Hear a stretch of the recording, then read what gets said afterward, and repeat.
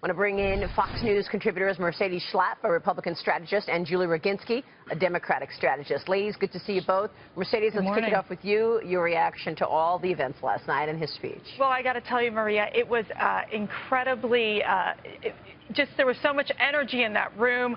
I think the delegates responded so well, and I was texting with folks back at home, individuals who kept saying he's doing a great job. And why? Because he was focused on the working class message. I think it was incredibly important for him to be able to address the workers.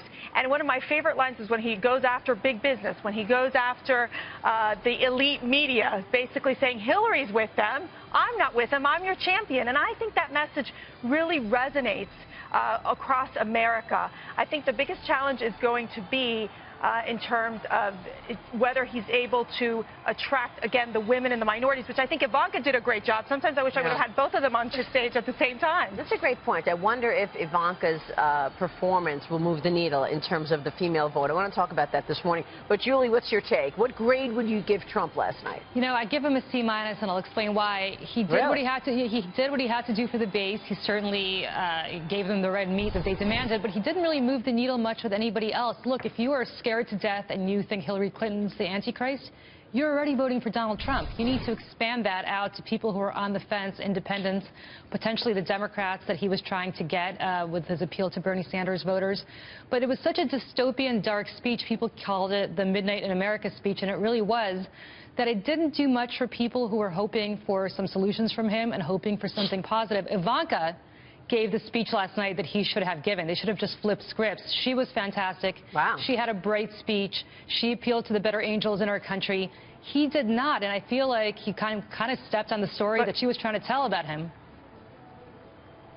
Maria, with respect to Julia, C-, I think that's really ridiculous. He gave a fantastic speech and did exactly what he needed to do. And if you just look at the focus groups after the fact, a lot of those folks in those focus groups are not voting for Hillary at all, and a lot of them actually are coming over to Donald Trump. He showed humility, he showed humor, and I thought he laid out very matter-of-factly the differences between him and Hillary and also the things that he wants to tackle in his first 100 days in office. So I thought it was one of the better speeches. In my family, by the way, who were not going to vote for him, were kind of on the fence at this point. They're all in now, so that's a good thing. Yeah, I want to. Wow, C- is harsh. What grade would you give him, Mercedes? Look, I gave him a B, and the reason why it's above average is the fact that it was a very long speech.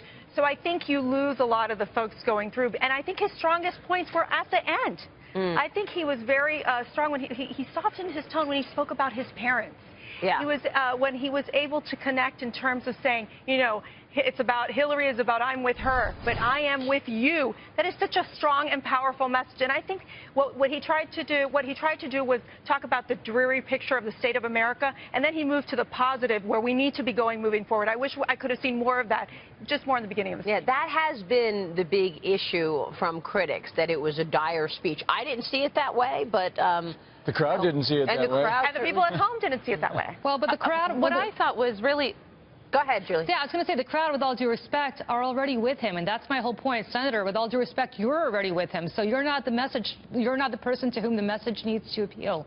Who it needs to appeal to are the people that this needs to appeal to are the people that are watching from home.